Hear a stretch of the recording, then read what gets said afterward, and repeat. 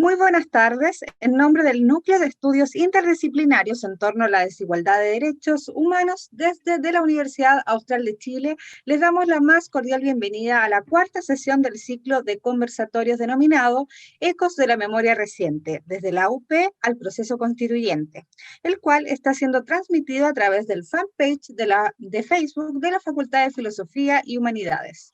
Esta jornada se crea bajo la línea de procesos políticos y memoria del núcleo recién mencionado.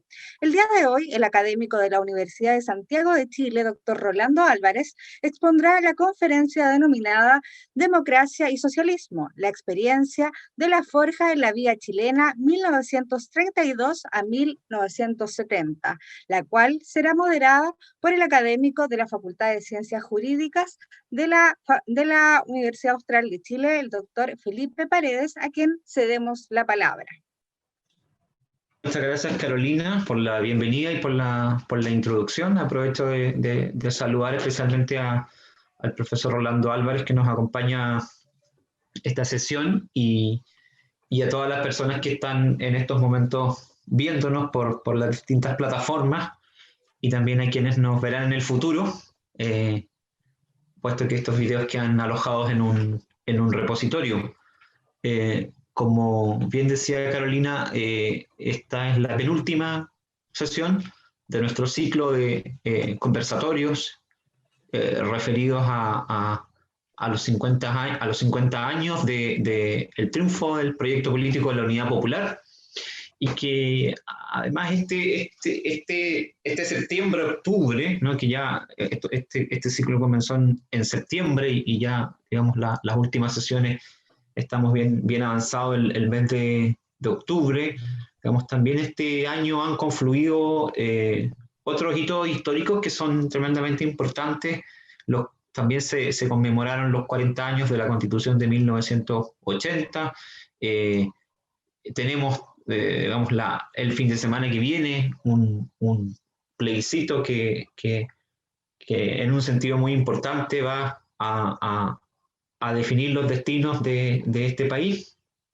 Y entonces, en ese contexto, hemos invitado al profesor Álvarez. Yo, Rolando, te agradezco la gentileza de estar aquí con nosotros compartiendo tu trabajo. Yo entiendo que vas a conversar principalmente de tu libro que se llama Forjando la Vía Chilena al Socialismo, que he disfrutado mucho leyendo, y entonces esperamos que a partir de allí podamos tener una conversación bien enriquecedora también con todas las personas que nos están viendo en este momento.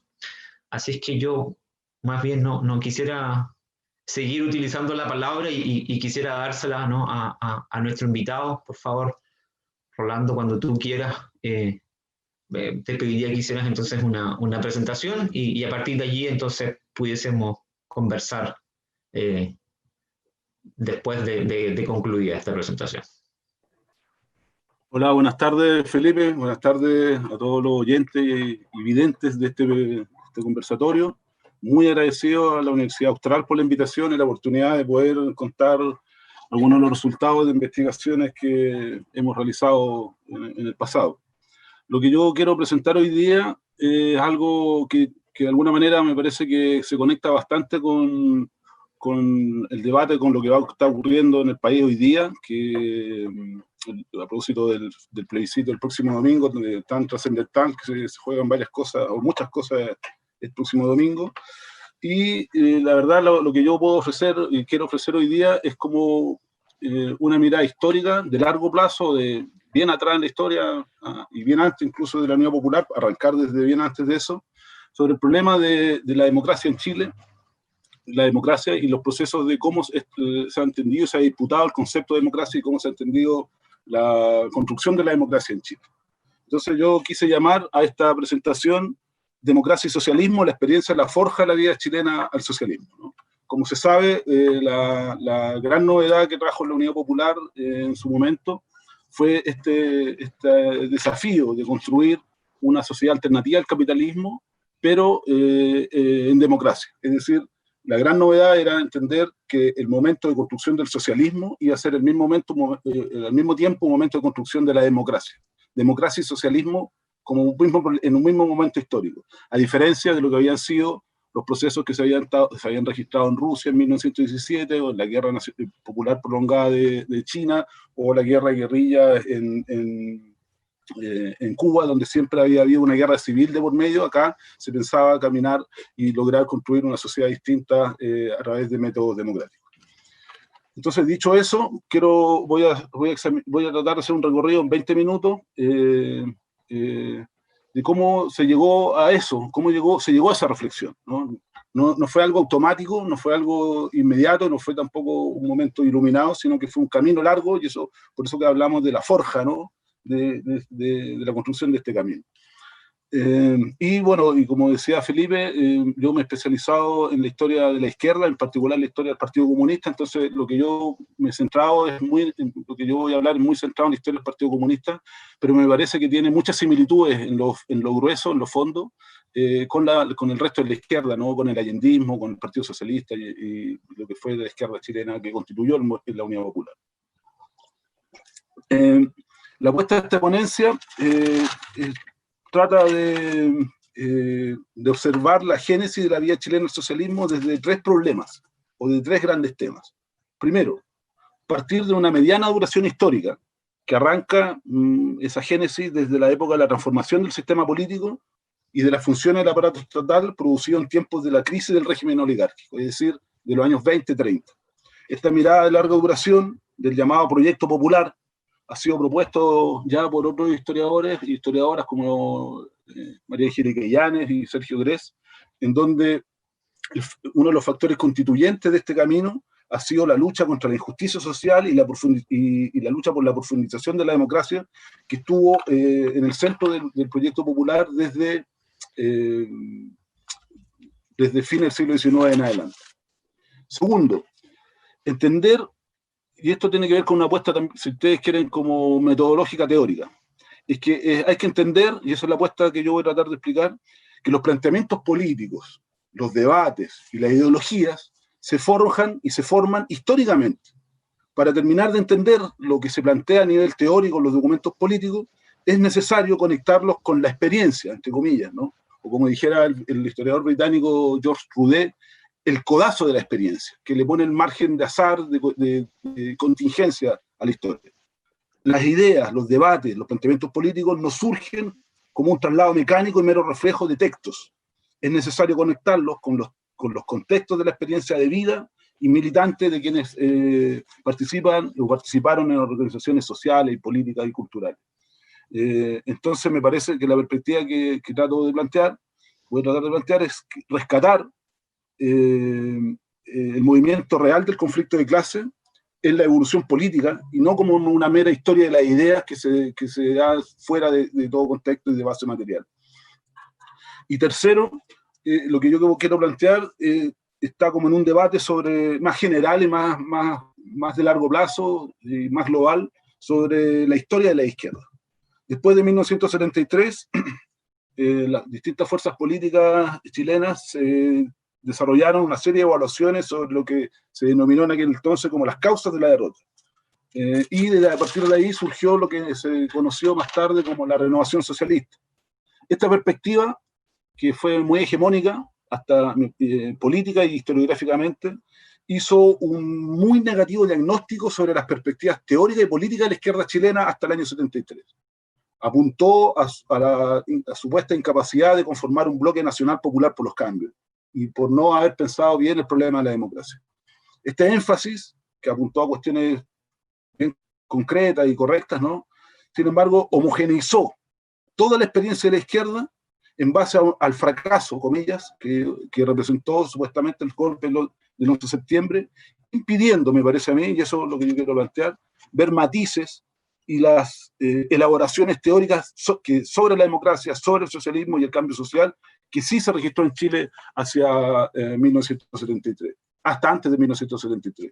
Entonces, en el fondo, lo que quiero, para decirlo de otra manera, me parece que que esa tesis de que la izquierda chilena pensó la democracia solo después del golpe de 1973 no se condice con lo que uno puede pesquisar en las investigaciones históricas.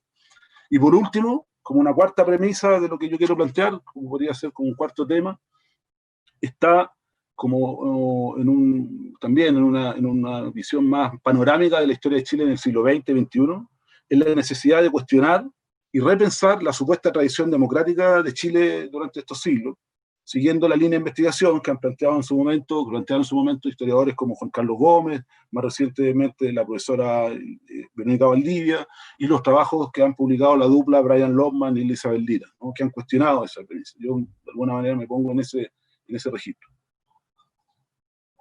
Dicho eso, voy un poco al cuento de lo que quiero contarles, narrar hoy día, ¿no? Hacia el año 1931, el Partido Comunista de Chile salía de la clandestinidad de la dictadura de Ibáñez, un partido muy disminuido, afectado por la prisión política, el exilio, las relegaciones, la infiltración de la policía, que había afectado a gran parte de los que habían sido dirigentes opositores a Ibáñez y también militantes políticos de la época. El año 32 inicia supuestamente el gobierno, comillas, democrático de Arturo Alessandri. La izquierda sigue viviendo un periodo de semiclandestinidad porque hubo continuidad de las medidas represivas, represión a la prensa, relegaciones, represión contra el movimiento sindical, lo que se vio reflejado, ¿no? En que más de la mitad del periodo de Arturo Alessandri se registró bajo estados de excepción, ya sea de sitio, de emergencia, etc. Por lo tanto, como les digo, en el caso del Partido Comunista podemos hablar de un periodo de semi-legalidad porque no fue totalmente un periodo de vida legal. Y por otro lado, la izquierda chilena, que venía batallando desde el principio del siglo XX, va a dar continuidad a su cultura política, que se basaba en tratar de conseguir influencia en el movimiento sindical, en las ligas de arrendatarios, participar en las elecciones parlamentarias de regidores, tener presencia en el movimiento estudiantil, en los centros culturales, en clubes deportivos, centros juveniles, etc. Los grandes logros de la época en los años 30 de la izquierda chilena fueron lograr la unidad del movimiento sindical en la Central de Trabajadores, en la Confederación de Trabajadores de Chile, la CTC, y lograr una unidad política en torno al Frente Popular que se va a materializar en el triunfo de Pedro Aguirre Cerda en 1938 y el inicio de lo que se conoce en la historia de Chile como los gobiernos radicales o los gobiernos del Frente Popular, que supuestamente iniciaron un proceso de democratización de la sociedad chilena, tanto en el ámbito político como social. El Partido Comunista, como se sabe, participó de este proyecto, apoyó y votó por Aguirre Cerda, por Juan Antonio Ríos y por González Videla. Incluso participó en el ministerio con 3 ministros en el gobierno de González Videla. Sin embargo, como se sabe, esa historia terminó mal y en 1948 es proscrito el Partido Comunista por una ley, la Ley de Defensa de la Democracia, que dura 10 años y que implica lo que autores como Tomás Molián han denominado un retroceso democrático. Entonces, aquí cabe la pregunta acerca de las tradiciones democráticas en Chile. En rigor, como lo han planteado otros colegas y colegas, ¿no? Es que podemos plantear que básicamente hay un mito, porque las prácticas represivas han sido una constante, con constantes matanzas en distintos años, 1908, 25, el 34, el 46, el 62, el 65, el 69, y cada vez que hubo avance en los derechos democráticos y sociales de los sectores populares, aparece la represión con matanzas, con censura, golpes de Estado, amenazas, cárceles, ¿no? La historia de Chile plagada, ¿no?, de este tipo de hechos. Entonces, lo que yo quiero plantear es que en ese contexto de avances democráticos y de presencia de la represión y de reinvención de métodos represivos, ¿no?, a través de figuras legales y no legales, fueron las fuerzas de izquierda las que lucharon por la democracia y los derechos de los movimientos sociales en Chile. El concepto de democracia, durante todo este periodo hasta el año 73, fue un concepto en disputa. No tiene un significado unívoco universal, ¿no? Las clases dominantes en Chile se definieron defensoras de su democracia, funcional a sus intereses, que, por cierto, no era incompatible con la represión y la negación de derechos políticos y sociales, como lo demuestra, por ejemplo, la ley maldita. Y fueron las fuerzas de izquierda las que dieron una batalla por un significado de democracia alternativo que se apelara a derechos sociales y políticos para esa época. Entonces, eso me parece que es una de las claves interpretativas que dieron origen a esto lo que hemos denominado como una forja, ¿no?, de la vida chilena al socialismo, ¿no? La concepción de lo democrático y su importancia no fue una elaboración intelectual realizada por tecnócratas expertos encerrados en cuatro paredes, sino que fue la propia experiencia cotidiana de sufrir la aplicación de leyes represivas, lo que hizo que la sociedad chilena valorizara la importancia de los derechos legales, la libertad de prensa, la sindicalización y las libertades en general. La concepción de la democracia de la izquierda se construyó en base a cuestiones teóricas, pero sobre todo, yo quiero enfatizar, se construyó en base a que su gente, la propia experiencia, le hizo conocer y sufrir los efectos de la ausencia de la democracia, al fragor de la lucha por sus derechos. Se entendió como un sistema que el socialismo comenzó a ser visto como un sistema que tenía que tener lo que ellos sufrían como tema ausente, es decir, debía tener libertades públicas, derechos políticos, libertad de prensa, derecho a huelga, libertad de asociación. Entonces, de esa manera, en base a la experiencia, en base a la lucha por recuperar esto, a poder experimentar y tener estos derechos, la lucha por la democracia también se convirtió a lo largo de la década de los 40, 50 y 60 en parte constituyente de la lucha por una sociedad alternativa.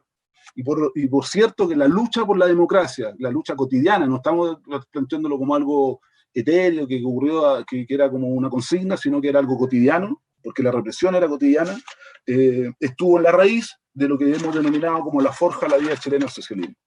Por eso que la vinculación de la vida cotidiana, de lo práctico, de la lucha cotidiana práctica, dentro de los movimientos sindicales, estudiantiles, territoriales, poblacionales, juveniles, hizo que las fuerzas de izquierda repensaran la importancia y las características de la democracia que se quería para Chile. Y esto fue, me parece, muy clave en la forja de la vida chilena del socialismo. Durante la implementación de la ley maldita, que fue conocida así, la ley maldita, a partir del año 48, el Partido Comunista en particular, como se sabe, fue excluido de las elecciones, sus militantes fueron relegados a distintas zonas del país, norte y sur, las zonas extremas, fueron reprimidos y encarcelados, torturados, censurados los medios de comunicación, etc. Y cuando triunfa el general Ibáñez en las elecciones del año 52, Ibáñez, al igual que lo que hizo el presidente González Videla, aplicó la ley maldita no solo a los comunistas, sino que al conjunto de los movimientos y organizaciones sociales. Y fue un régimen particularmente represivo. Entonces, la reconstrucción de la unidad de la izquierda en la década de los 50 se hizo en torno y en base a la demanda de la lucha contra la ley maldita y los derechos sociales y políticos democráticos del país. Por la libertad de prensa, por la libertad a los dirigentes sindicales detenidos, la no persecución a los dirigentes estudiantiles, generó, digamos, instancia unitaria en lo que va a ser la conformación de la CUT el año 53, en febrero, y luego la constitución del FRAP en 1956.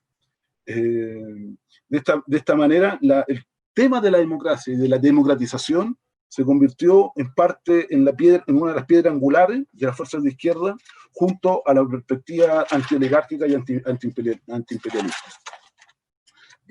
Con esto voy a ir sintetizando lo que quiero decir, pues no quiero abusar del tiempo. Hacia mediados de la década de los años 50, todavía en clandestinidad, el Partido Comunista va a reconocer la importancia de la democracia, y va a plantear dentro de su plan de acción como un elemento fundamental de su programa un modelo democrático para Chile, ¿no? que iba a ser, se planteó como crítico del presidencialismo, la necesidad de aumentar el poder del Parlamento, modificar el sistema electoral, bajar la edad de votación de la población, que en ese tiempo era los 21 años, que fueran elecciones nacionales de senadores, en fin, y plantea ya en la década de los 50 muy claramente una vía democrática al socialismo en base a una mayoría nacional. Y ya hacia el año 50, y por eso decía, bueno, que hay cosas que son nuevas, que en realidad son nuevas de puro viejo que son, ya se planteaba en los años 50 la necesidad de constituir una asamblea constituyente que debía constituir un nuevo marco constitucional en democracia y participación. Para cerrar, hacia los años 60, cuando ya el Partido Comunista formaba parte del FRAP junto a los socialistas, y había perdido la elección presidencial del 58 y la del 64, el Partido Comunista va a plantear una discusión en base nuevamente a la necesidad del tipo de gobierno democrático que debía constituir el futuro gobierno popular, donde el Partido Comunista declaró que su abandono, y que lo había hecho hacia décadas, hacia años también atrás, el abandono de la noción de la dictadura del proletariado y la necesidad de constituir un nuevo régimen social que iba a ser un régimen popular y pluripartidista, un gobierno que iba a ser respetuoso del Estado de Derecho, afín a la cultura política del movimiento popular chileno. Era la época en que el movimiento comunista internacional hablaba de las vías nacionales, con Palmiro Togliatti, y la síntesis que plantea el Partido Comunista fue la idea de un gobierno popular pluripartidista de nuevo tipo, ¿no? Un nombre como era muy de la época, así un poco rimbombante, pero planteaba aquello, ¿no? Es decir, es una época, a fines de los 60, hacia el triunfo de la Unidad Popular, en que la izquierda chilena está reflexionando y pensando la cuestión de la democracia. Estaba en movimiento la reflexión teórica y política, por cierto que con incoherencia y con temáticas sin resolver, ¿ah? Pero que reflejaba, digamos, la preocupación y la centralidad de que el proceso de cambio social en Chile debía ser en base a una noción de una construcción de mayorías nacionales y en base a la construcción de la democracia. Entonces la izquierda chilena fue precursora de hablar de socialismo y democracia, llamando la atención incluso a las fuerzas europeas como el Partido Comunista Italiano, que se sintió muy identificado con el proceso que estaba ocurriendo en Chile. Parte de esta reflexión teórica fundamental, ¿no? Se conectó en el programa de la Unidad Popular y se conectó con la experiencia y las perspectivas del allendismo, ¿no? Que va a lograr el triunfo de la Unidad Popular hacia el año 1970. Yo me quedaría hasta ahí, Felipe, y planteo estos problemas, hasta algunas hipótesis, y pues ahí podemos a lo mejor conversar. Excelente, muchas gracias, Rolando. Les recuerdo a todos quienes nos están viendo que estamos conversando con Rolando Álvarez, historiador, doctor en historia, que ha trabajado fundamentalmente la historia de la izquierda chilena y principalmente del Partido Comunista. Yo invito a las personas que también nos están viendo a que hagan llegar sus preguntas a través del chat. Entiendo que de Facebook Live. Aprovecho de saludar a la profesora Jimito Yarzo, que nos está viendo a esta hora de la tarde, quien también participó de la primera sesión del ciclo, ¿sí? Podemos ir charlando, yo por mientras te puedo ir haciendo algunas preguntas y entonces vamos también interactuando con la gente que nos está viendo. Me gustaría, Rolando, que quizás pudieses referirte un poco a digamos, ¿cómo ves tú, tú mismo has señalado y lo explicas muy bien en tu libro que la democracia es un concepto en disputa, que es un terreno de disputa durante todo el siglo XX? Entonces me gustaría que nos pudieses un poco explicar cuáles crees tú que son las principales diferencias entre el proyecto democrático de la izquierda y la concepción burguesa de la democracia que es defendida en Chile por los partidos de derecha, principalmente por el Partido Nacional. Mira, el tema de la democracia, aquí hay varios colegas que están trabajando esa perspectiva. y han planteado esta idea, ¿no? Yo en eso en particular destacar los trabajos del colega Marcelo Casals, que él en su libro, se me olvidó ahora el nombre, pero el libro del anticomunismo de Marcelo, publicado hace unos años atrás, él plantea esta idea al estudiar el anticomunismo, él plantea esta idea del concepto de democracia en disputa. Y yo un poco en diálogo con esa perspectiva lo quise desarrollar desde mi óptica, ¿no?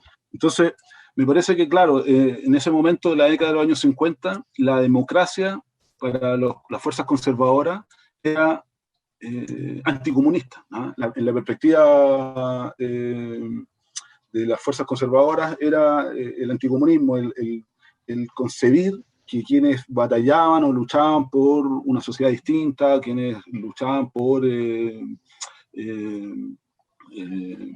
derechos sindicales, por aumentos salariales, por un territorio, por donde vivir, una lucha por la vivienda, pensando en las demandas de la época, eran activistas y agitadores. Y por lo tanto lo que había que hacer eran como las manzanas podridas que había que eliminar, o que había que sacar, o había que eliminar, y ponían en peligro la democracia. O sea, tan es así que la ley maldita que excluyó y que fue utilizada para reprimir a las fuerzas políticas y sociales chilenas desde el fin de los 40 hasta fines de los 50, durante 10 años, se llamó Ley de Defensa Permanente de la Democracia. Entonces, justamente uno de los capítulos de mi libro se llama así, ¿no? O sea, bueno, ¿quién defiende la democracia? ¿De qué estamos hablando, no? ¿Quiénes son los verdaderos defensores de la democracia? Entonces eso demuestra un poco la concepción, digamos, que tenían de una democracia que debía ser una democracia centrada en derechos políticos, pero restringidos, digamos, a evitar justamente que se pusiera en tela de juicio y en cuestión el sistema político dominante. Entonces, una democracia que impidiera, digamos, las transformaciones sociales y políticas. Y la izquierda, y en esto quiero ser bien taxativo, ¿no? Porque para que no se malentienda, ¿no? No es que tuviese una concepción de la democracia así de manual definida, así como esta. Me parece a mí que creo que hay que seguir indagándolo. Hay un proceso de construcción del concepto de democracia. Hay momentos históricos. Por eso que yo hablaba de la formación histórica de la concepción de la democracia, y me parece que hay momentos que son especialmente traumáticos para la izquierda, que le hicieron repensar la cuestión de la democracia, y uno de ellos son los efectos de la ley maldita, que haber experimentado esa represión lo hace, en el caso del Partido Comunista, repensar esos temas. Pero básicamente era un sistema más, se pensaba la democracia como un sistema más participativo, un gobierno más descentralizado, pluripartidista y con derechos sociales. Entonces, que el concepto de democracia no se remitiera a meros derechos, a la concepción liberal, sino que un concepto más global, con derechos sociales y de otro tipo. Excelente. Hay una de las cosas que me llama la atención del libro. Les recuerdo a quienes nos ven que un poco la base de la conversación está en el libro que recientemente publicó Rolando, que es que se llama Forjando la Vía Chilena al Socialismo, que salió este año en febrero, y que, bueno, disfruté mucho leyendo. Me llama mucho la atención que, digamos, el encono que las fuerzas conservadoras muestran en contra del Partido Comunista a lo largo del siglo XX. Tú lo explicabas muy bien en la década del 40-50,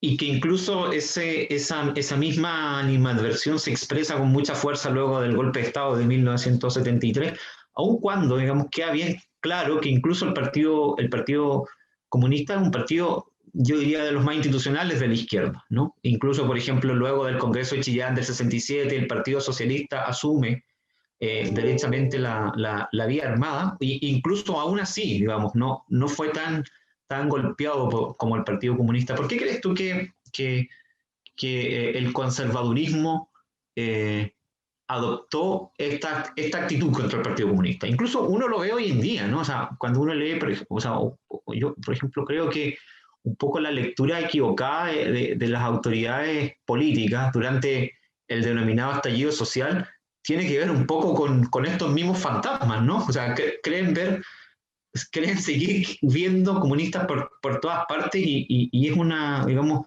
es una idea que les genera mucho miedo, mucho temor, cuando, como tú lo muestras bien en el libro, pareciera ser que el comunismo es, dentro de la izquierda, una fuerza dialogante, una fuerza institucional, una fuerza que está dispuesta a negociar, que está dispuesta a pactar y que está dispuesta a someterse a las vías de la democracia, incluso de la democracia burguesa, para producir los cambios desde adentro. ¿Por qué crees tú que se ha producido esta reacción? Es bien interesante eso. Mira, contarte que la investigación que dio origen a ese trabajo fue parte de un proyecto de investigación con la profesora Verónica Valdivia, donde nosotros lo que estábamos estudiando era justamente los problemas del autoritarismo en Chile, ¿no? Era cómo fue el camino hacia la dictadura militar. Y durante el camino a la dictadura militar, según la hipótesis que tenía ese proyecto planteado por la colega Verónica, los momentos de construcción y de derechos sociales y políticos en Chile, que se empiezan a registrar a partir de la década de los 20, siempre estuvieron asociados y no dejaron de lado la creación de leyes que estuvieran atentas a reprimir y a controlar el movimiento social y político. Entonces, la hipótesis va por el lado de que las fuerzas conservadoras siempre estuvieron atentas o siempre han estado atentas a impedir la expresión democrática de fuerzas que puedan ser antisistémicas o que ellas los visualicen como antisistémicas. ¿No? Me recuerdo que ese proyecto tuvo mucha génesis con lo que se denominó el año 2011, sí, el 2011 fue la llamada ley Hinz-Peter, no sé si tú te acuerdas, ¿no? Sí, por supuesto. Sí, sí. Entonces, en pleno periodo democrático, nuevamente la propuesta y la elaboración de propuestas de leyes represivas, o lo que pasó el año pasado con la ley anticapucha, la ley antibarricada, ¿no? Es un tic que tiene el sistema institucional chileno, las fuerzas conservadoras de Chile, de sistemáticamente estar pensando y repensando formas de represión política. Entonces, lo que nosotros quisimos ver en ese proyecto fue la larga historia, la larga data que tiene la historia de la represión en Chile. Un tema que, como te digo, por mucho tiempo no fue muy estudiado porque primaba esa idea de que Chile es país tradición democrática, incluso la propia izquierda chilena repetía eso, ¿no? Que Chile era un país ejemplo, y toda esta idea de la excepcionalidad chilena que la verdad que cada día más se cae a pedazos. Entonces, en esa lógica de tener siempre leyes, piensa tú que la ley de seguridad interior del Estado es una ley que se aprueba el año 24, cuando justo se aprueban las leyes sindicales, las leyes sociales, se aprueba también la ley de seguridad interior del Estado, ¿no? Y después están las leyes de las zonas de emergencia, y se terminan perfeccionando el 31, el 38, en fin, ¿no? Hay una larga historia de leyes represivas. Entonces, en ese proceso de la construcción de leyes represivas siempre hay una noción de un cierto enemigo y de una amenaza. Siempre hay una amenaza, un peligro que está ahí. Y el comunismo se convirtió en el epígono, en el mejor ejemplo de esta amenaza y de este peligro. ¿Ah? Primero como una noción de un activista, ¿no? de un extranjero. Se hablaba, fíjate la larga data de esto, incluso antes de la Revolución Rusa.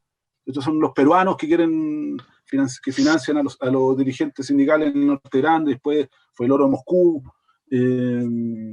Bueno, y fíjate los tics, y por eso que es interesante las largas duraciones. No sé si vieron las noticias, leían las noticias hoy día acerca del informe de inteligencia del supuesto participación de 600 agentes venezolanos en la revuelta del 18 de octubre.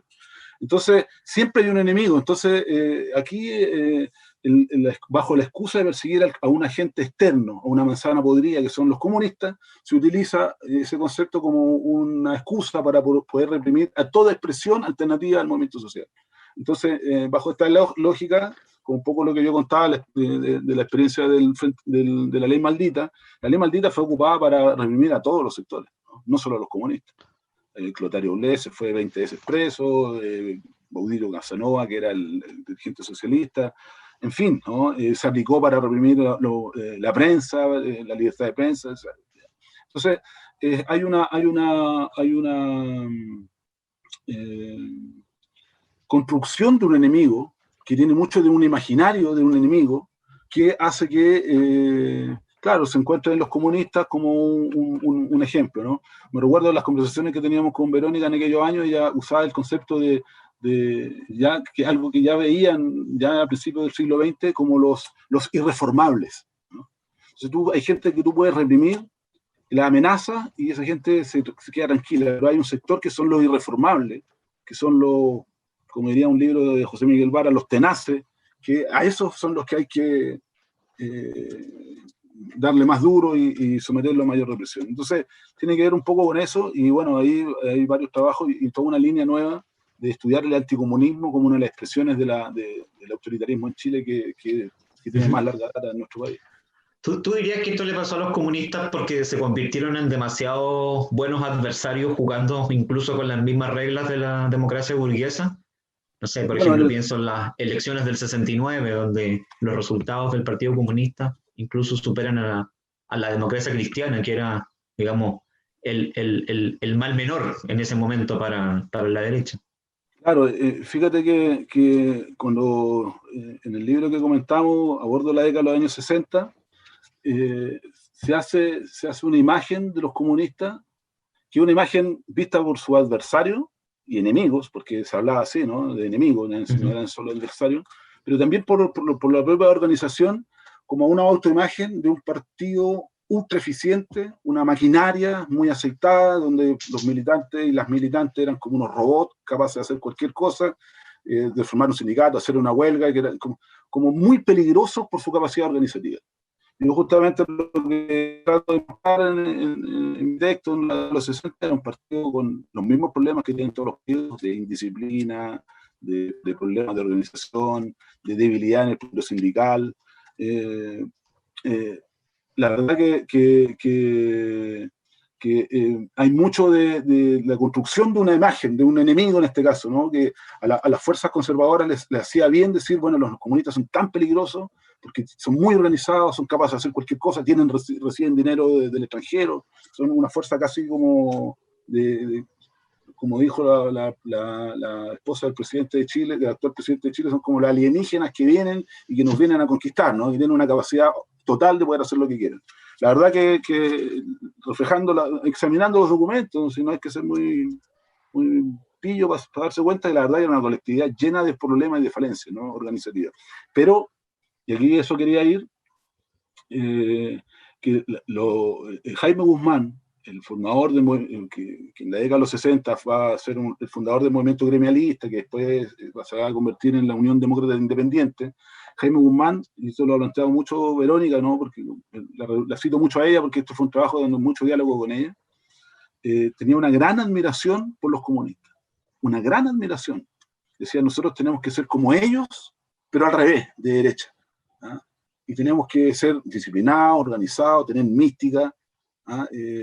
Las fuerzas conservadoras decían, la Unión Popular creó el venceremos, viejo. Cáchate la potencia que tiene la épica que te habla, ¿no? Venceremos, o sea, daremos una gran batalla y te estamos invitando. Entonces, esa lógica, ¿no? Esa lógica de construcción de un partido de jóvenes, con jóvenes muy organizados, con una camiseta, con una canción, con unos con un logo, con una mística. Eso lo hizo aparecer como una fuerza muy poderosa y que la verdad, sea dicha, también hacia fines de los 60, que es la fecha que tú me mencionas, era una fuerza realmente poderosa, ¿no? Es decir, era un partido que tenía, hacia el año 69, llega casi al 16% de los votos. 16, 17%, si no recuerdo. Se convierte en la tercera fuerza política del país. Gran cantidad de diputados y senadores, o sea, una fuerza electoral, pero además una fuerza social, porque tenía la presidencia de la CUT. Hacia el año 69 empieza a convertir la Juventud Comunista en la primera fuerza del movimiento estudiantil.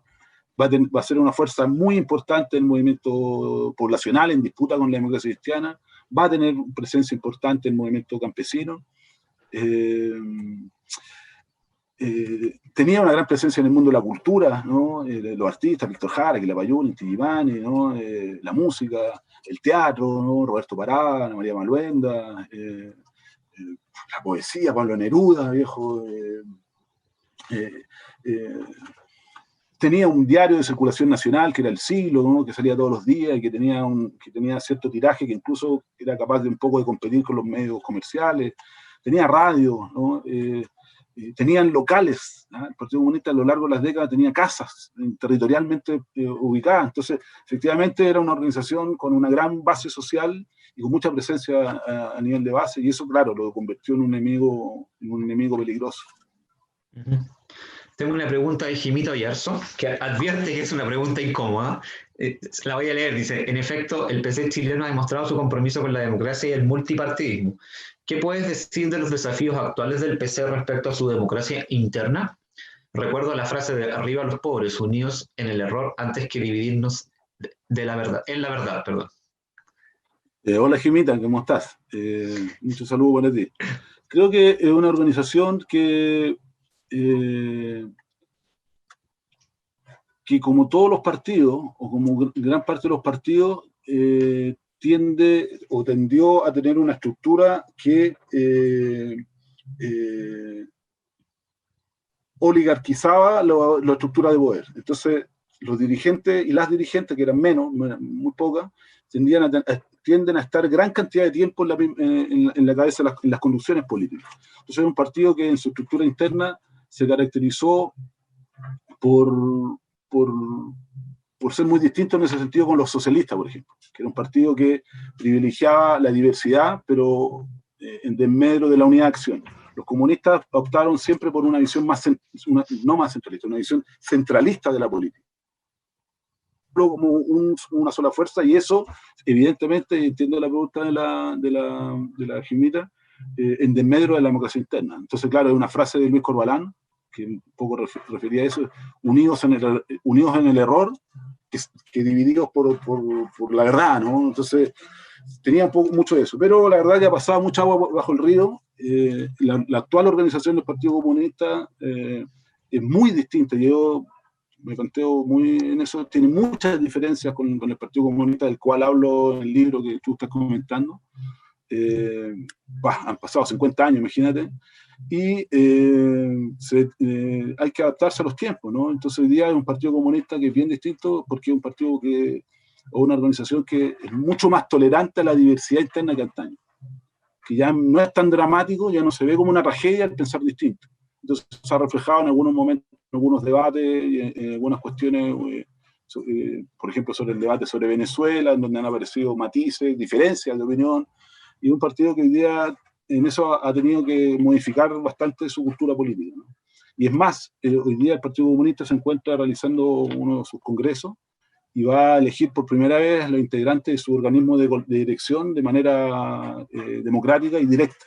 O sea, por primera vez va a haber una elección de un militante, un voto para elegir su conducción política. Entonces, claro, ha ido cambiando con el tiempo. ¿Cómo, digamos, a mí me hace mucho sentido la tesis que tú defiendes en el libro, pero digamos, hay una cuestión que me genera dudas, ¿no? El comunismo es un movimiento internacional y por aquellos días, ¿no? Moscú obviamente tenía una importancia fundamental en lo que digamos, cómo se definía el comunismo internacionalmente. Y entonces te quiero preguntar, ¿cómo se relaciona el PC chileno con las tesis de Moscú, ¿no? Particularmente con la tesis de la vía armada y en ese sentido, entonces, ¿cómo crees tú que hay una tensión entre las tesis del partido en Chile, defendidas, por ejemplo, por Corbalán, y lo que se pregonaba desde Moscú, o más bien hay una especie de articulación? No sé, me gustaría escucharte en ese aspecto. Sí. Había un viejo chiste que se hacía, que era, si está lloviendo, si está nevando en Moscú, los comunistas en verano andan igual con parca, ¿no? O sea, como que eran como unos robots, ¿no? Y eso, la historiografía conservadora algo que venía muy de la política, pero la historiografía conservadora de la izquierda lo ha repetido, ¿no? Muchas veces, ¿no? Que en general no solo la dependencia de los comunistas de Moscú, sino que la dependencia de los miristas de Cuba, y la idea de que la izquierda chilena, o que los partidos de izquierda chilena eran partidos a la larga, así. Hay historiadores que han dicho más directa o indirectamente, pero que eran organizaciones dependientes de ideología extranjera, no chilenas totalmente. Pero la verdad que en la historiografía del comunismo en general, no solo aquí en Chile, el debate ese ha sido muy álgido, ¿no? Entonces están aquellos que dicen, la historiografía conservadora es más bien partidaria de decir que el comunismo es algo muy similar en todas partes del mundo, como que es que es unívoco, que es una misma cosa en Camboya, en Perú, en Chile, en la Unión Soviética, en Laos o en Tombuctú. Los comunistas son siempre iguales. Esa es la historiografía conservadora. Pero la historiografía que es más empática hacia los partidos comunistas, la historiografía más de izquierda, ha enfatizado las diferencias nacionales de los partidos comunistas. Que tú no puedes comparar, no sé, a Pol Pot en Camboya, ¿no? Que despobló la ciudad, hizo un genocidio de 3 millones de personas, con Salvador Allende, con la vía chilena del socialismo, ¿no? Que planteaban un camino totalmente distinto, en fin. Entonces, ese debate ha sido bien sintetizado, me parece a mí, por un historiador italiano que escribió un libro que se llama La Revolución Global, ¿no? The Global Revolution, porque todavía no contamos con el texto en español.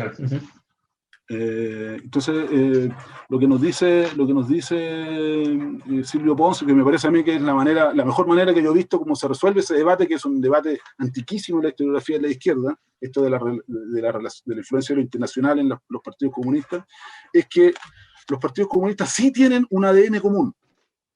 Sí tenían, en el siglo XX, tuvieron un ADN común, que era la idea de que de que el capitalismo iba a ser sustituido por el socialismo, de que era posible hacer este cambio, de que la clase obrera era la vanguardia del movimiento, de que había unas ciertas características organizacionales, de que había cierta liturgia común, ¿no? Que habían ciertos próceres, que eran Marx, Engels, Lenin, en alguna etapa Stalin, después no. Había un ADN común. Pero además, junto con ese ADN común, las características nacionales de cada país, las culturas políticas de cada país, le dieron una impronta a cada experiencia comunista. Entonces también, dentro de ese ADN común, también habían características distintas. Y muy la tesis de Silvio Pons, ¿no? que dice que es absurdo contraponer lo nacional y lo internacional cuando eran las dos cosas. Entonces, en el caso del Partido Comunista Chileno, hay cuestiones que son generales del Partido Comunista Chileno. El Partido Comunista Chileno fue leninista, stalinista en su época, y post-stalinista también. Creía en la Unión Soviética, creía que la Unión Soviética era socialismo, que ahí las cosas eran mejor, creía que la RDA era más democrático que la RFA, creía un montón de cuestiones que eran propias de los comunistas, del movimiento comunista internacional. Pero por otro lado tenía una experiencia particular, que había sido de ser un partido que había nacido en el movimiento obrero, que nació del movimiento de trabajadores, que tuvo una gran vinculación con la lucha institucional, con la forja de la democracia, en fin, y eso le dio una impronta característica común. Y que fue una organización que logró, de alguna manera, y esto es bien interesante, ¿no? Me parece que es un problema que hay que trabajarlo más, pero que yo un poco lo veo así, que logró que ese discurso, esa idea de una utopía, de que el comunismo no iba a traer el paraíso en la tierra, de que era posible el cambio social, de tener una esperanza, lo aclimató y lo atemperó a la realidad cotidiana del país. Y logró introducir esa discusión y esa posibilidad en la base social de la sociedad chilena. Y logró entrar en disputa con esos conceptos de plantearle a la población chilena de que era posible una sociedad distinta en la base a partir de las ideas del comunismo. O sea, logró masificar la idea del marxismo y la idea del cambio social. Y el Partido Comunista y los otros partidos también, no solo eso. Entonces, ¿y por qué lo logró? Porque logró fundirse con la cultura política chilena. Entonces, en el caso de la Unión Soviética a partir del 20 Congreso de 1956 con Nikita Khrushchev, se denuncian los crímenes de Stalin, y planteaba la posibilidad de la vía pacífica al socialismo. Entonces, más encima el Partido Comunista que ya planteaba esta idea del cambio social en democracia, cuando la Unión Soviética plantea la vía pacífica, viejo, flor, estamos en la misma sintonía. Entonces, lo que venía, el rostro de la Unión Soviética de fines de los 50, principios de los 60, Felipe, era... Y nosotros hoy día sabemos que la Unión Soviética era un desastre, ¿no? Que terminó todo mal, eran corruptos, en fin, no había democracia. Eso hoy día, pero la tarea de nosotros como historiadores y historiadoras es pensar en el contexto de la época.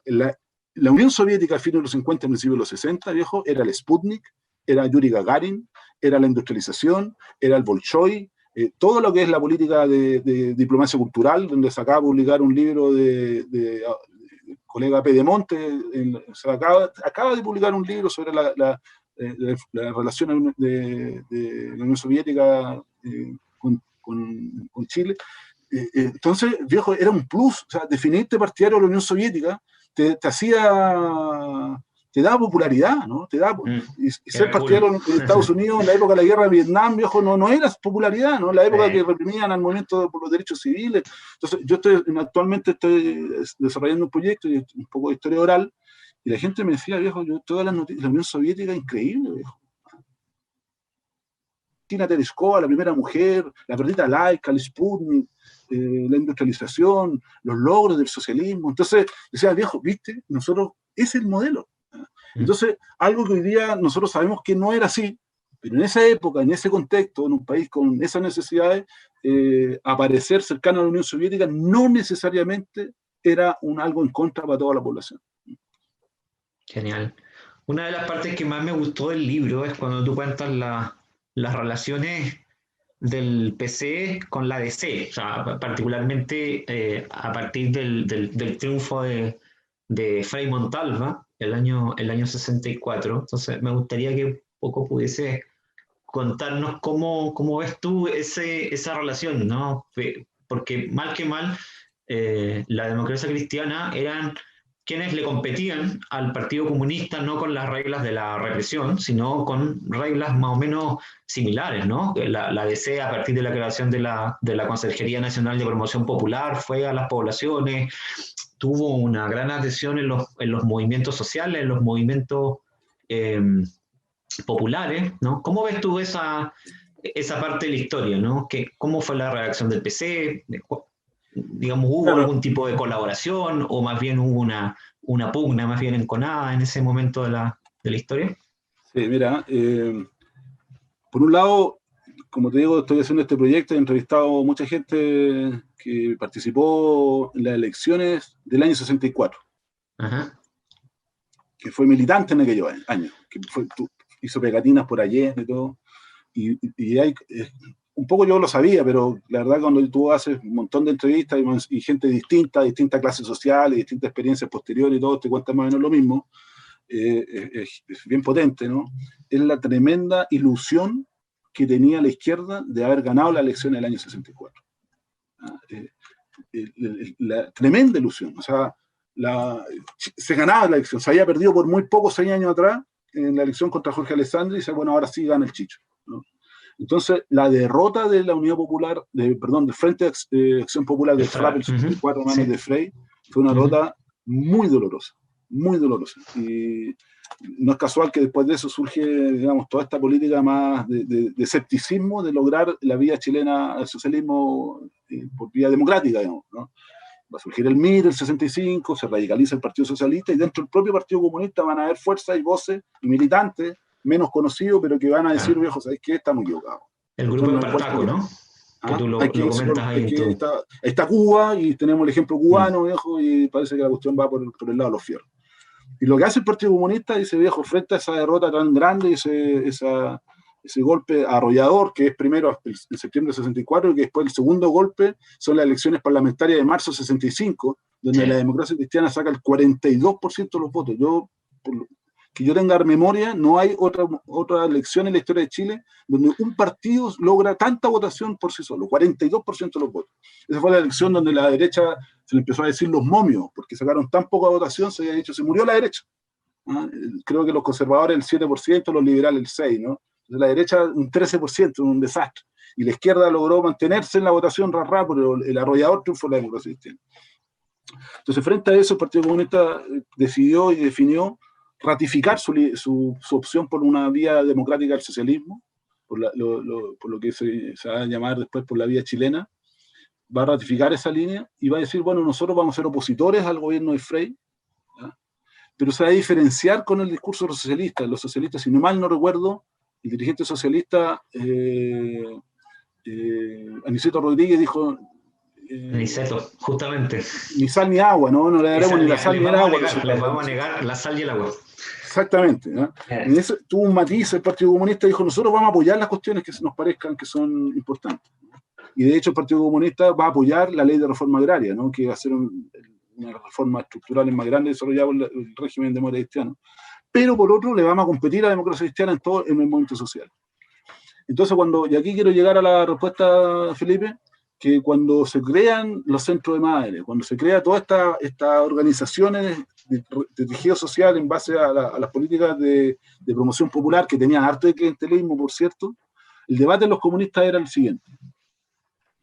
Organizamos entes paralelos a los que crea el gobierno y disputamos con organización contra organización, o nos metemos a las organizaciones creadas por el gobierno y disputamos desde dentro la conducción de estas organizaciones. Y se plantea la discusión, y mi impresión es que había mucha gente que no quería en ningún momento participar en estas organizaciones sociales creadas bajo el gobierno democrático cristiano porque sentían que le estaban llevando agua al molino del gobierno, ¿no? Pero la opción que se impone, ¿no? La verdad que sería una investigación aparte, pero lo que se termina imponiendo es que la militancia comunista opta por participar y competir desde dentro de las organizaciones creadas por el gobierno democrático cristiano. Entonces, hay una relación de oposición desde el primer minuto a la democracia cristiana, de colaboración en algunos aspectos y de competencia y de competir dentro de las organizaciones sociales. Y es por eso, y una de las cosas que yo trato de decir en el libro, Felipe, es terminar con aquella imagen que me parece que es súper idealista y súper construida a posteriori y que no resiste mucho análisis histórico, resistirse a esa imagen de que la izquierda dominaba a Piacere y que tenía una mayoría absoluta sobre el movimiento popular. Y que poco menos que la izquierda hacía upa y toda la gente salía. No, viejo, eso fue una disputa. Por eso en mi libro le hablo de la disputa de los movimientos sociales. Un movimiento poblacional, una pelea, porque la democracia cristiana tenía tremenda fuerza en el movimiento poblacional. El movimiento sindical, gran disputa con la democracia cristiana, porque la democracia cristiana trató de crear una central sindical paralela. El movimiento estudiantil, viejo, la democracia cristiana tuvo 13 años en la conducción de la FECH, en una época que la FECH era una organización nacional y se decía que quien ganaba la FECH ganaba la presidencia de Chile, era una noticia a nivel nacional la elección. 13 años la democracia cristiana dirigiendo la FECH, recién la pierde en el año 69. Entonces, fue disputa, pero disputa en las claves y las reglas de la democracia, ¿no? Y democráticamente. Sí. ¿Cuál crees tú que es el papel del Partido Comunista en la articulación de la unidad popular? Que es una parte que yo me quedé un poco con las ganas porque el libro tuyo llega justamente allí, ¿no? Entonces, sí. ¿Cuál es el papel del partido en esta generación de un conglomerado mucho más amplio, a mi juicio, de lo que había sido el FRAP durante los 60? No sé si tú compartes esa tesis, digamos. Claro, cuando se produce la derrota de Frei el 64, con Frei, a mano de Frei el 64, el Partido Comunista hace como suelen hacerlo, ¿no? A propósito de lo que preguntaba la Gemita más temprano, una feroz autocrítica. Dice, ¿sabéis qué, viejo? El problema de por qué perdimos la elección del 64 es que aparecimos como con un planteamiento muy sectario y muy restringido hacia un solo sector. Entonces, perdimos porque, claro, la campaña anticomunista, porque la elección del 64 fue la primera campaña del terror, ¿no? Muy, muy grande, ¿no? Contra Allende. Esto de que los comunistas se comían las guaguas, que venían los tanques rusos, etc. Es el libro de Marcelo Casals, lo trabaja muy bien. Pero el Partido Comunista dice, sí está eso, pero también están nuestros métodos y nuestras alianzas y nuestra organización, ¿no? Fuimos fuimos muy autorreferentes. Entonces tenemos que ampliar la propuesta, ¿no? Y tenemos que mirar hacia la izquierda, ¿no? Perdón, hacia el centro. Y la idea de ampliar hacia el centro fue la incorporación del Partido Radical, que venía a la baja, y la división de la democracia cristiana, que se divide la democracia cristiana y se forma el MAPU el año 69, y con ese pequeño sector, entonces, con cristianos, ¿no? Entonces, lo que visualizaban los comunistas, que había que sumar otros rostros, había que sumar a los cristianos que estaban por el socialismo, a sectores medios, burgueses, porque la concepción de revolución de los comunistas, y eso es algo, claro, yo no me he metido porque no enganché la conversación por ahí, pero la concepción del proceso de cambio de los comunistas era que la tarea de la Unidad Popular eran tareas, voy a usar el lenguaje de la época, ¿no? Eran tareas antiimperialistas, antioligárquicas y antimonopólicas. Sí. Y que no era la construcción del socialismo.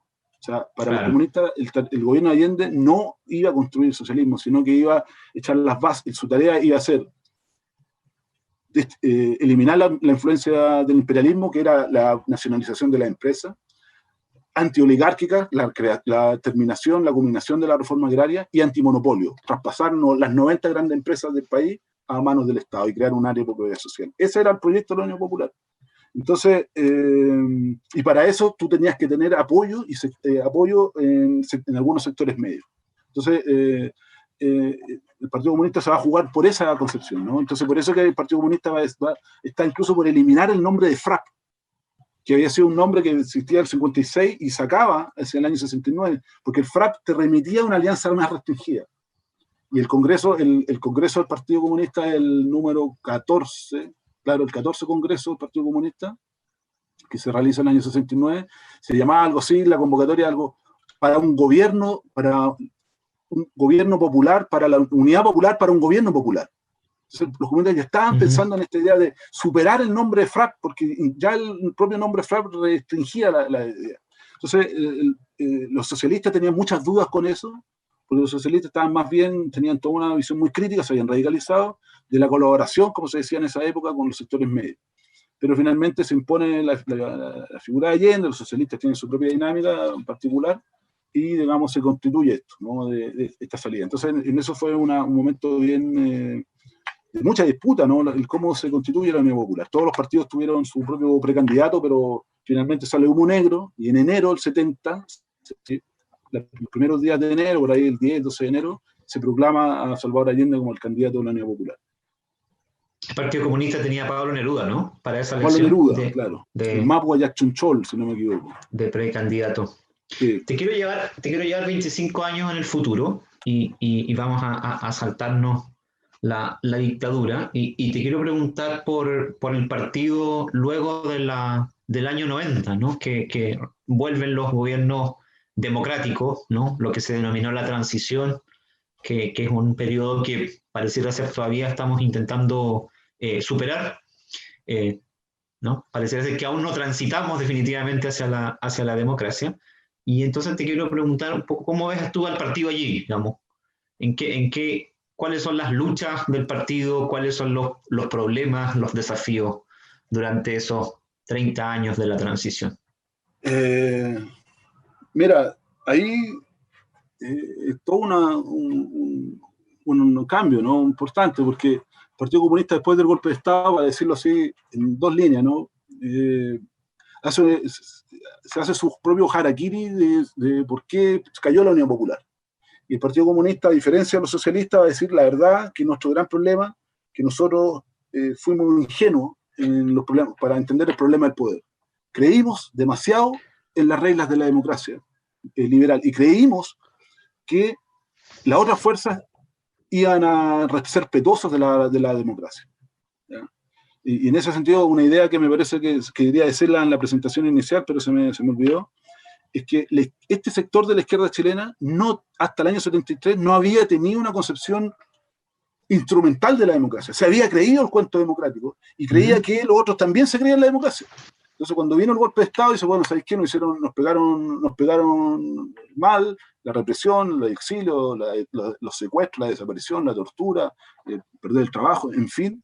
Entonces el Partido Comunista dice, bueno, para poder frente a este estado de cosas, para poder terminar con la dictadura, nosotros vamos a tener que apelar a formas nuevas de lucha que nosotros no habíamos implementado antes, y aquí va a surgir lo que se va a conocer como todas las formas de lucha. Y el Partido Comunista va a promover, después de haber sido el partido más moderado de la izquierda, como tú habías dicho, pasó a ser el partido el más radical, o uno de los más radicales en la lucha contra la dictadura. Eso en los 80, ¿no? Muy poco lapso de tiempo, ¿no? Entre el golpe 73 y el año 80, Corbalán está hablando de todas las formas de lucha, sí. Y el año 83 se forma el Frente Patriótico Manuel Rodríguez, el 86 ahí está el atentado, ¿no?, contra Pinochet, organizado por el Partido Comunista y el Frente Patriótico.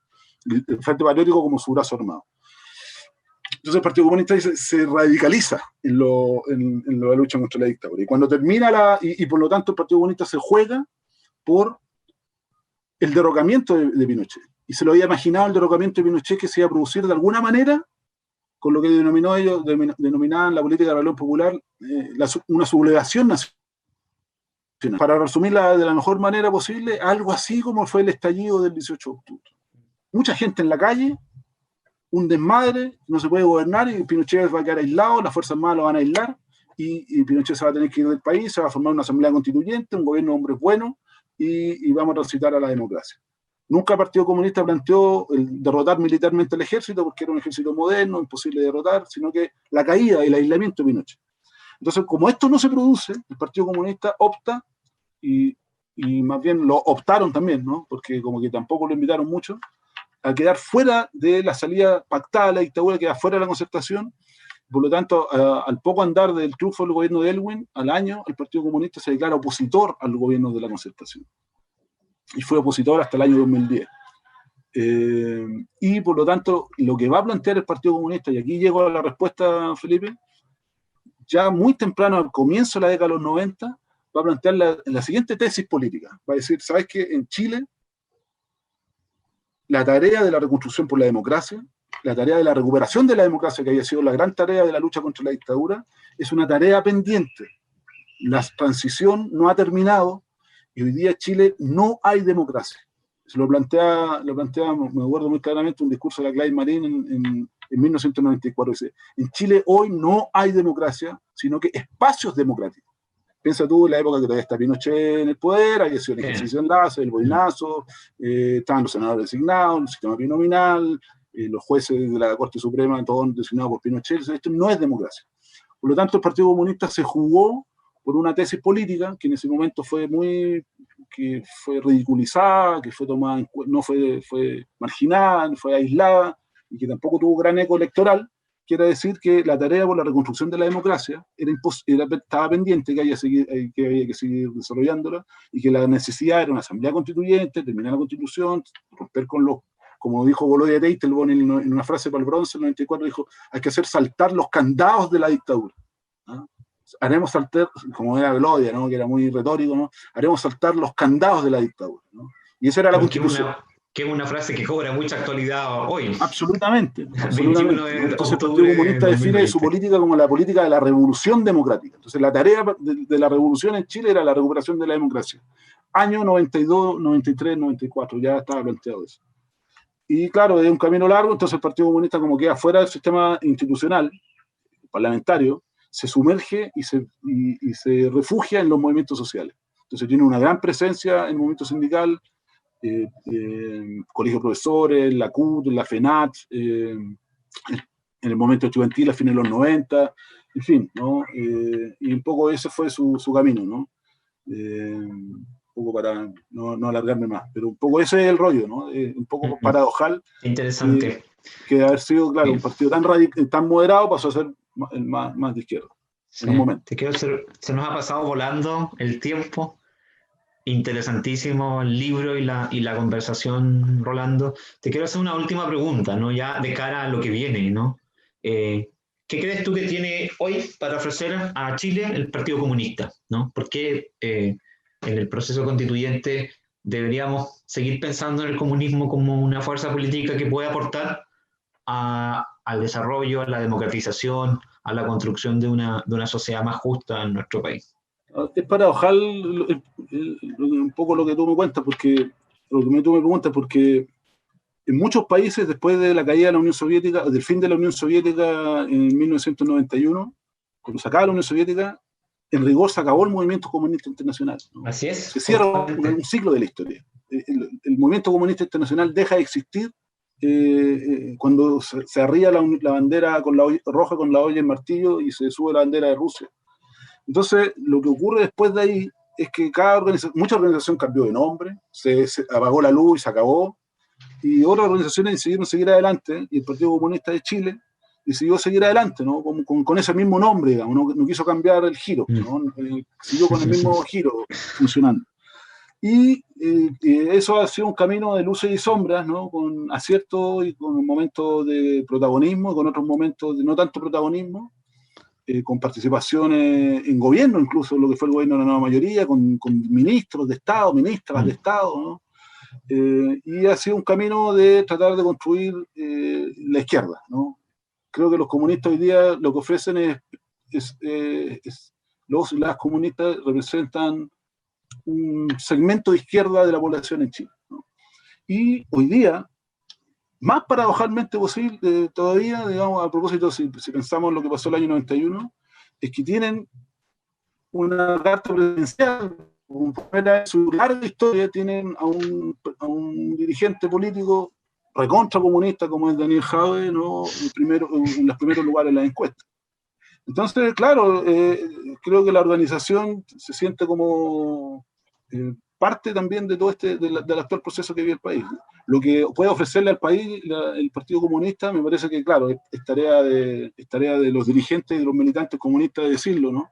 Yo solo doy constancia, ¿no? Que mi objeto de estudio, ¿no? En tanto historiador, es una organización que todavía pareciera ser que tiene paño que cortar, ¿no? En la historia de nuestro país.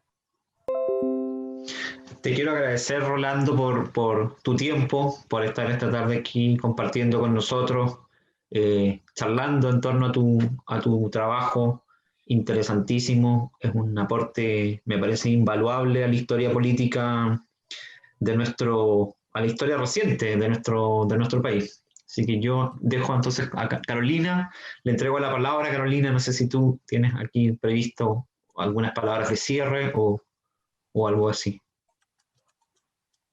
Muy bien, en el nombre del Núcleo de Estudios Interdisciplinarios en torno a la desigualdad y derechos humanos desde la Universidad Austral de Chile, queremos agradecer la participación virtual de quienes se conectaron a esta cuarta sesión del ciclo de conversatorios denominado Ecos de la Memoria Reciente, desde la UP al proceso constituyente. Evento que se crea bajo la línea de procesos políticos y memoria del núcleo recién mencionado. Agradecemos la conferencia del académico de la Universidad de Santiago de Chile, doctor Rolando Álvarez, y al académico de la Facultad de Ciencias Jurídicas y Administrativas UACH, doctor Felipe Paredes, quien estuvo a cargo de la moderación de la jornada. Las y los dejamos invitados a la última sesión de este ciclo de conversatorios programada para el próximo miércoles 28 de octubre a las 18 horas, donde se llevará a cabo la conferencia Memorias y Duelos de la Postdictadura, a cargo de la doctora Fedra Cuestas, de la Universidad de los Lagos, el cual además será moderado por el académico de la Universidad Austral de Chile, doctor Daniel Jofré. Las y los esperamos. Muchas gracias y que tengan una excelente tarde. Chao, muchas gracias.